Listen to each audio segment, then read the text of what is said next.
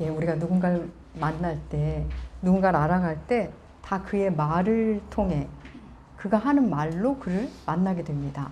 그의 언어를 만나는 거죠. 그가 무슨 말을 하고 그 내용도 그렇고 그의 말투를 보면서 그를 이렇게 알아갑니다. 철학자 하이데거는 언어는 존재의 집이라는 말을 했습니다. 언어는 존재의 집이다. 약간 이제 말이 조금 어려울 수도 있는데 조금 거칠게 이렇게 설명을 해드린다면 사람이란 존재는 언어 안에 머문다는 겁니다. 언어로 그 자신을 드러내고 그 사람이 누구인지를 보여주는 게 바로 그러니까 인간은 그 언어를 통해 자기를 보여준다는 거죠. 결국 사람은 자기의 언어 안에 머물고 언어를 통해 자신을 드러내는 존재다. 이런 뭐 거칠게 표현하자면 그런 의미죠. 그러다 보니 언어의 한계가 그 사람의 한계가 되기도 하고 또 우리 그 자기가 사용하는 언어 안에서 쉬기도 하고 또 재창조되기도 하고 그렇다는 거죠. 어떻게 여러분 뭐 동의하십니까? 우리는 고린도전서를 함께 하고 있습니다. 고린도전서에 분쟁이 있다는 소식을 듣고 사도 바울은 이렇게 하라 저렇게 하라는 구체적인 말은 없이 십자가 얘기를 합니다. 누가 너희 위해 십자가를 졌느냐? 바울이 너희 위해 죽었느냐? 이렇게 되물으며 십자가의 복음을 전합니다. 십자가야말로 진짜 하나님의 능력이요 지혜라고 힘주어 말합니다. 표적을 구하는 유대인들에게 십자가는 늘 불편하고 거리끼는 것이고 또 지혜를 구하는 헬라인에게는 십자가는 어리석고 진짜 우매하고 미련한 것인데 그런 것뿐인데 사도 바울은 십자가 안에 진짜 하나님의 지혜와 능력이 있다고 십자가야말로 하나님의 지혜와 능력이라고 말합니다.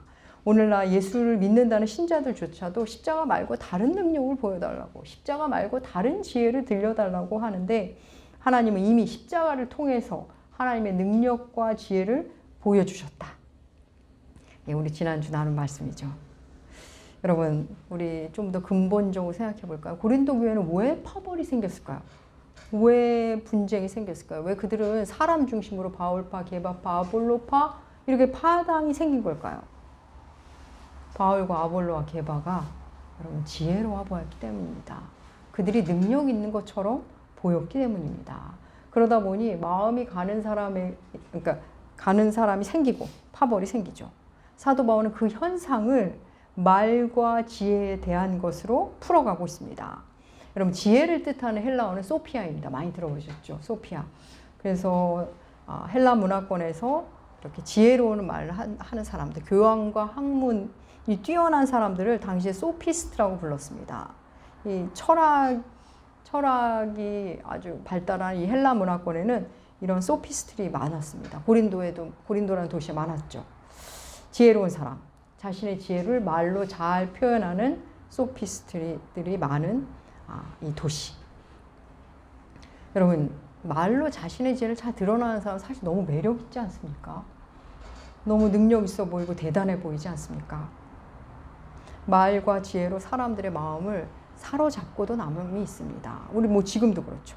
근데 여러분 사도 바울이 말을 잘 했을까요? 못했을까요?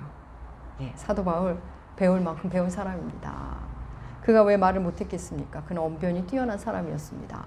그런 그가 자신은 복음을 전할 때 말과 지혜 아름다운 것으로 하지 않았고 앞으로도 그렇게 하지 않겠다고 단언합니다. 우리 그 부분 볼까요? 고린도서 2장 1절과 2절 말씀.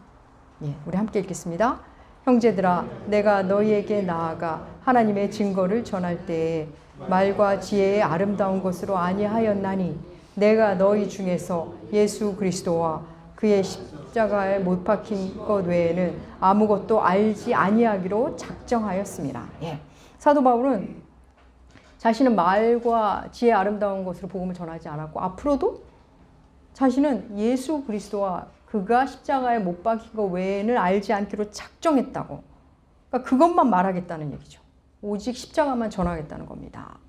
그리고 이어지는 4절에서도 그는 설득력 있는 지혜의 말로 전하지 않겠다고 다시 말합니다.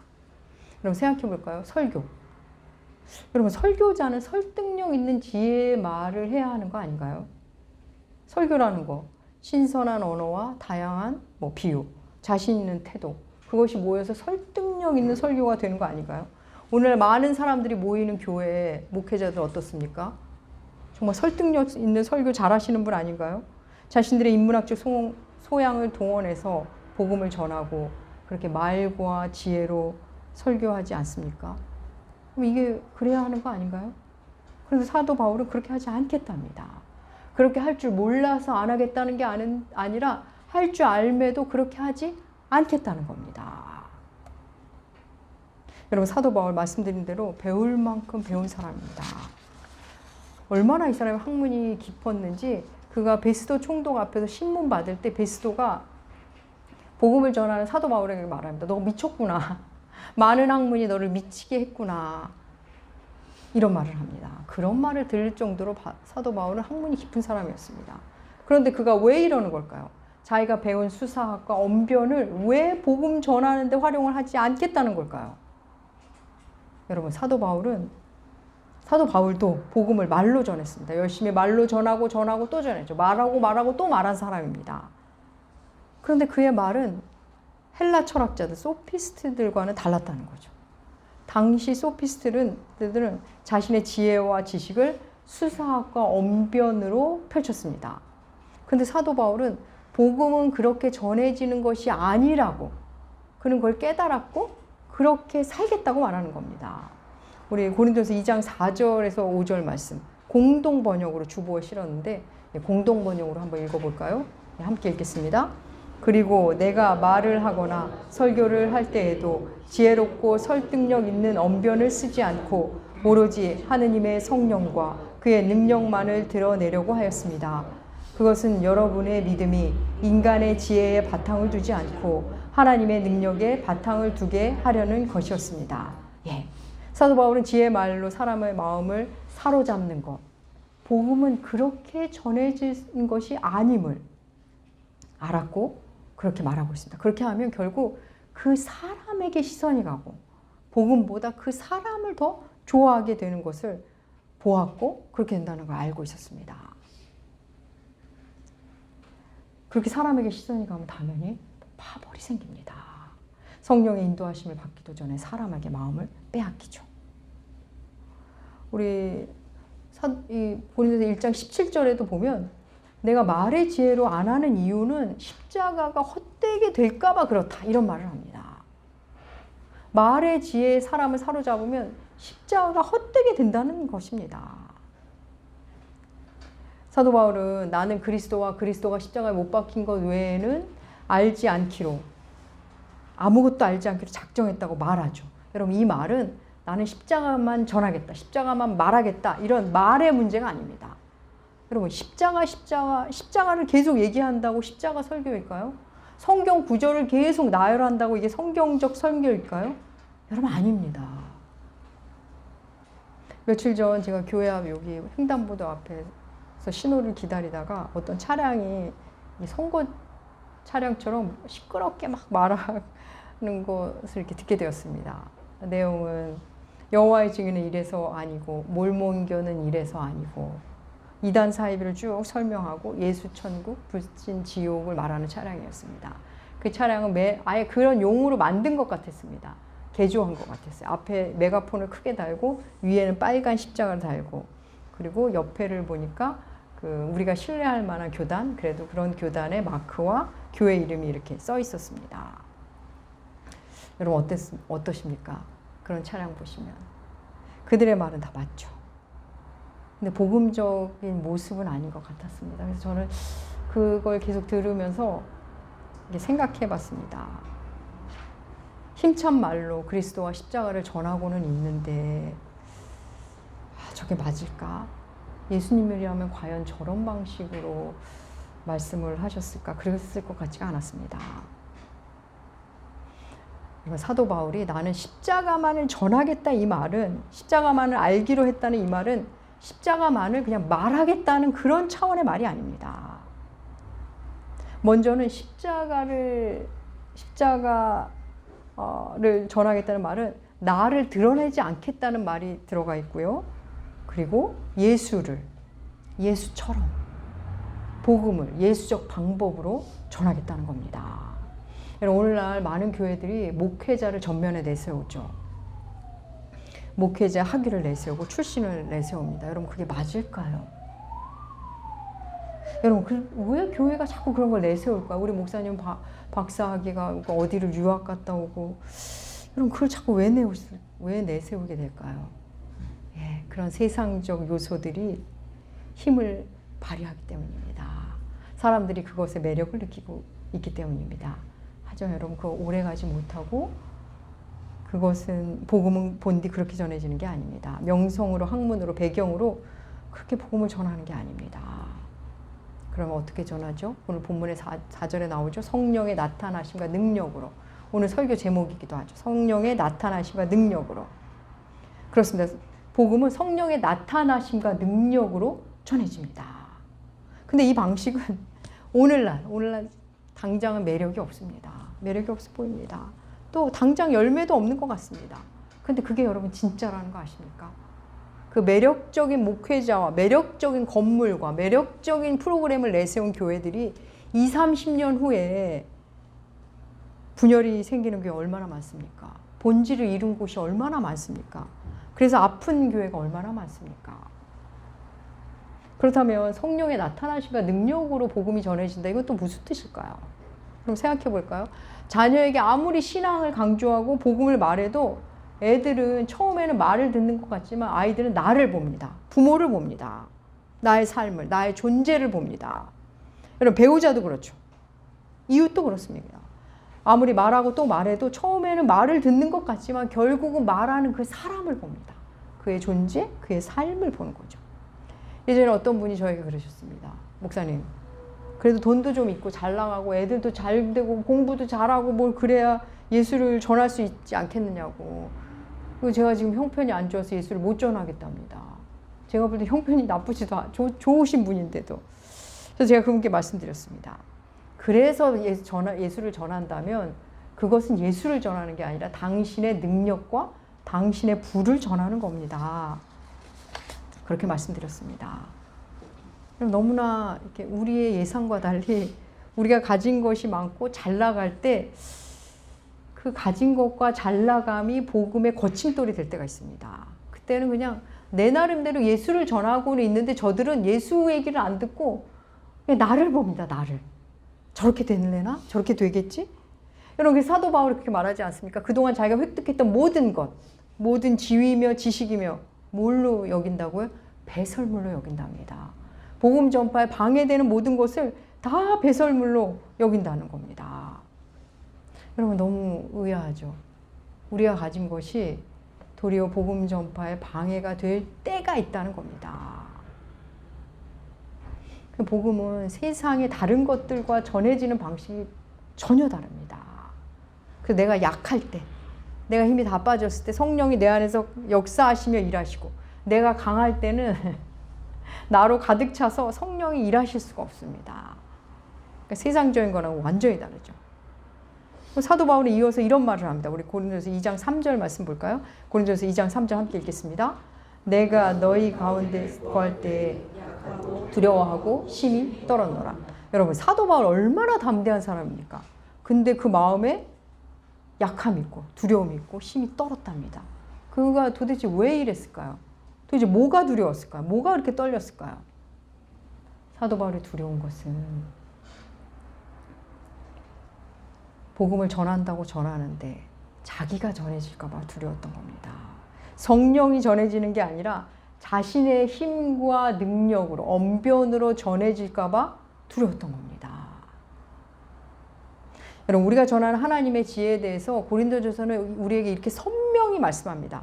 고린도전서 2장 6절에서 8절 말씀. 우리 의미를 생각해서 차분히 이 6절에서 8절 말씀 함께 읽겠습니다.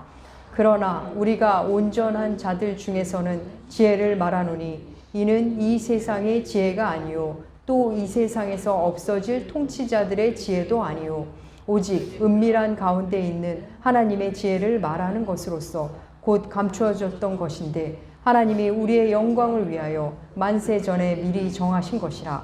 이 지혜는 이 세대의 통치자들이 한 사람도 알지 못하나니 만일 알았더라면 영광의 주를 십자가에 못 박지 아니하였으리라. 아멘. 교회는 세상의 지혜와는 다른 지혜를 들려주고 보여주는 겁니다. 오늘날 많은 교회들이 이 세상의 통치자들의 지혜와 그의 힘들에 기대서 복음을 자꾸 전하려고 합니다. 지금 단단히 오해하는 거죠. 세상 통치자들의 지혜. 그래서 정치와 결탁하면 이렇게 전도가 잘 된다고 생각합니다. 뭐 당장 효과는 아마 있을 겁니다. 사람이 모이는 것처럼 느껴지죠. 모일 겁니다. 하지만 성경 우리에게 명백히 말합니다. 세상 통치자들이 갖는 그 지혜 모두 없어질 거라고. 하나님의 지혜는 영원하다고. 그것과는 비교도 안 된다고. 여러분 생각해 봅시다. 8절 마지막에도 나오지 않습니까? 예수님 당시 통치자들의 지혜가 무슨 일을 했습니까? 예수를 못 박았습니다. 이 세상 통치자들의 지혜라는 건 그냥 예수를 못 박는 지혜입니다. 오늘날 그들이 종교단체 관심 있는 거 이용하려고 하는 겁니다. 예수를 이용하려고 하는 거죠. 교회를 이용하려고 하는 겁니다. 여러분 설교 실은 그 중심은 맨날 같은 말입니다. 예수가 그리스도입니다. 예수 안에 구원이 있습니다. 십자가 안에 지혜와 능력이 있습니다. 계속 복음을 말하고 복음 한 말 또 하고 한 말 또 하는 겁니다. 이제 같은 말을 계속 해야 하니까 설교라는 것 신선하고 매력이 있어야 하는 거 맞습니다. 설득력 있어야 하는 거 맞습니다. 그런데 여러분 설교는 항상 긴장감이 있습니다. 하나님의 말씀은 말로 전하지만 말로 전해지지 않는다는 거. 그럼에도 말로 전해야 한다는 거. 이런 긴장감이 있습니다. 그래서 설교자도 그런 긴장감이 있습니다. 죄인이기에 하나님의 말씀을 감히 전할 수 없는 자인데 전해야만 하는 자리에 있다는 그런 긴장감. 전할 수 없는 존재가 그래도 전해야 한다는 그런 긴장감이 있습니다. 여러분 나무교회가 10년 지나가고 있죠. 제가 그간 전한 설교의 원고를 정리한다면 여러분 꽤 많습니다. 설교도 그렇고 성경 공부대 모여서 한 말도 그렇고 또 이렇게 예배 후에 나눔 시간에 설교 원고 없이 한 말, 그거 다 합치면 정말 많을 겁니다. 저는 참 많은 말을 하고 사는 것 같습니다. 그렇게 많은 말을 하고 참 많은 것을 깨닫게 하십니다. 뭐 오늘 이제 언어에 대한 거니까 이 언어적인 걸 보면 복음 제가 10년 동안 이렇게 떠들어대고 말을 전하고 때로는 간절하게 하고 때로는 정말 지친 상태에서 하고 어떤 데 힘있게 하고 그러면서 느낀 것은 복음은 말로만으로 전해지지 않는다는 것을 깨달았습니다.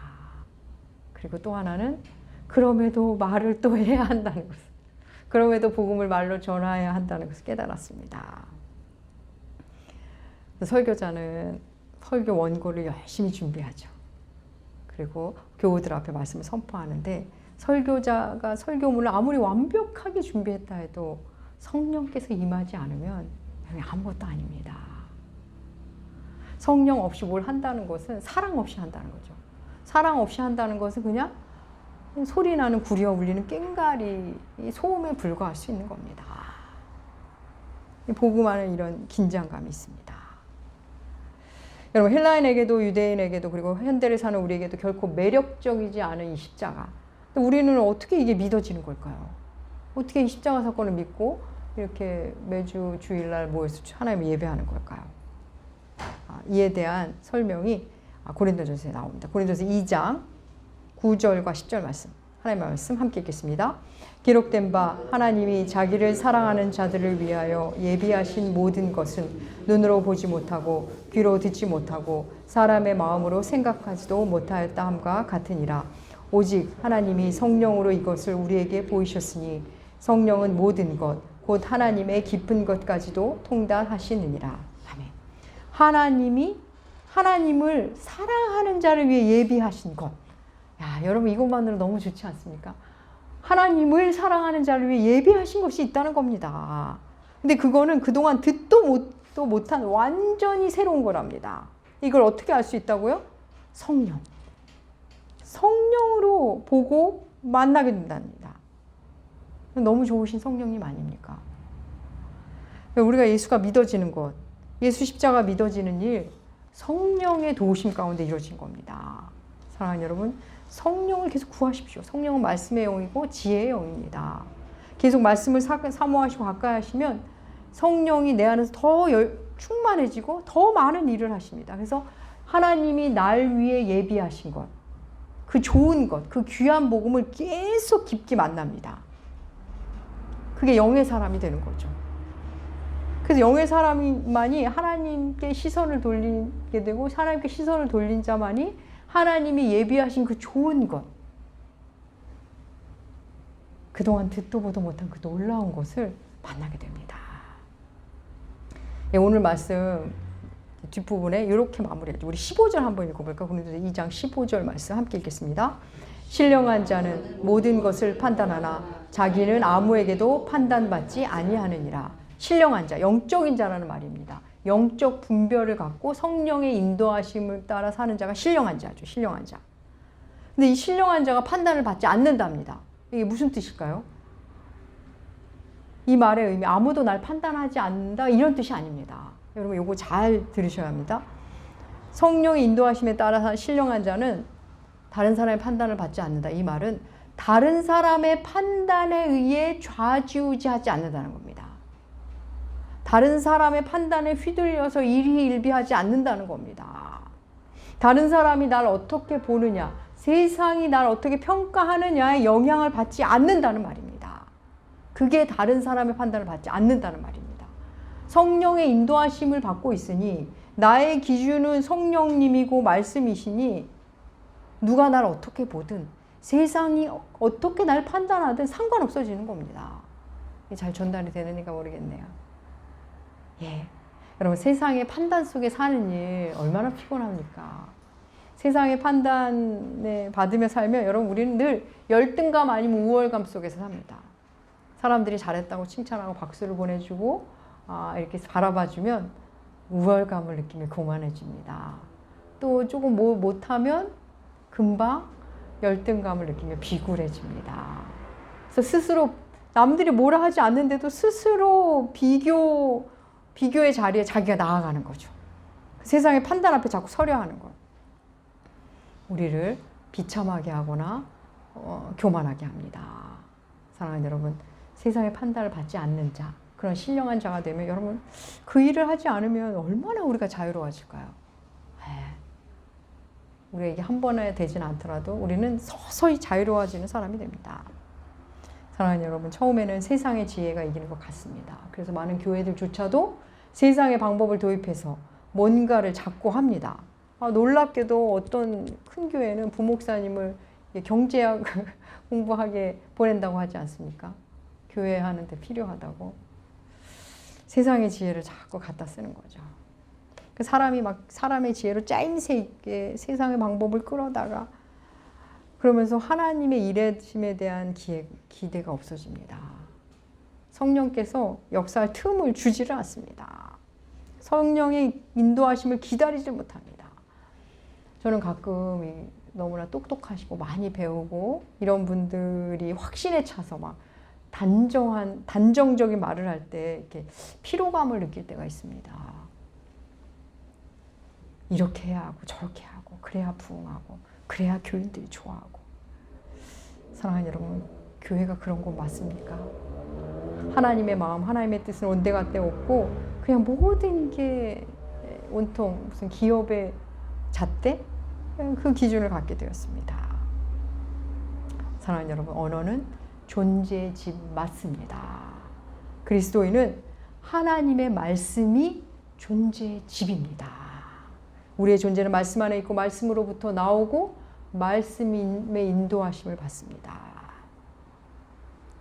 사랑하는 여러분, 그 인도하심으로 살아갑시다. 그러면 판단받는 삶이 아니라 그 판단에 휘청이면서 고단한 삶을 살지 않고 내가 분별할 수 있는 삶을 살게 됩니다. 분별 가운데 확신에 찬 기쁨의 삶, 안정적인 삶을 삽니다. 그러면 우리는 자유가 시작되는 겁니다. 사랑하는 여러분, 하나님이 우리를 위해 예비하신 것, 이 세상이 줄 수 없는 것들입니다. 너무 기대되지 않습니까? 그 모든 것이 복음 안에 있습니다. 예수 안에 있습니다. 십자가 안에 있습니다. 최고의 지혜, 최고의 능력은 십자가입니다. 사랑하는 남욱의 교우 여러분, 더욱 십자가를 사랑하시고 날마다 하나님의 지혜를, 하나님의 능력을 경험하시며 그 귀한 경험이 여러분 안에서 농익고 발효되고 그렇게 아름다운 자유로 발산되시기를 주의 이름으로 축복합니다. 기도하겠습니다. 하나님, 하나님께서 우리를 위해 예비하신 그 좋은 것, 그 놀라운 것을 우리로 보고 만나고 경험하게 하여 주시옵소서. 성령의 인도하시는 대로 살면서 판단받지 않는, 잘 분별하며 사는 자유로운 삶을 우리들이 살게 하여 주시옵소서. 감사드리며 존귀하신 예수님의 이름으로 기도합니다. 아멘.